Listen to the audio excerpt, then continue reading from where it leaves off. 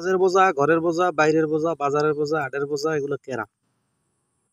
অনেক চিন্তা ভাবনা করার পর দেখলাম যে আমি ভাগ করছি কয়েকটা ক্যাটাগরিতে। নাম্বার 1-এ রাখছি আমি যারা তেলবাজ, নাম্বার 2-তে রাখছি আমি ঠকবাজ, নাম্বার 2-তে 3-এ রাখছি যে চোর। এবার এরকম ভাগ ভাগ করে বদমাইশ, সিটিয়ার, বাটপার, আলিশিয়া, এগুলো সমাজের বোঝা। এখন তেলবাজ এটা 1 নম্বর রাখার কারণ আছে, এটা একটা ভিডিওতে কই, সেটা নিয়ে কথা কব না। কারণ এই লোকগুলো, এই যে ক্যাটাগরিগুলো কইলাম, এই প্রত্যেকটা ক্যাটাগরির লোকগুলো যারা আছে এরা সমাজের বোঝা, ঘরের বোঝা। মানে এখন খাইলেই কোনো কাম কাজ নেই, কেউ নেতামি করবে, কেউ চামচামি করবে, কেউ তেল মারবে।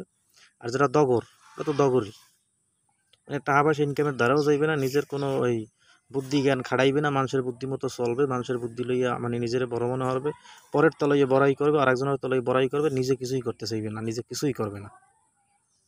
এখন কত ক্লিয়ার নাকি মোটামুটি? তো এই লোকগুলো হইলো সমাজের বোঝা আমার মনে হইতেছে, মানে ক্ষুদ্র জ্ঞান আর কি, যেটা ভাবতে বাইর করলাম। ধন্যবাদ সকলকে।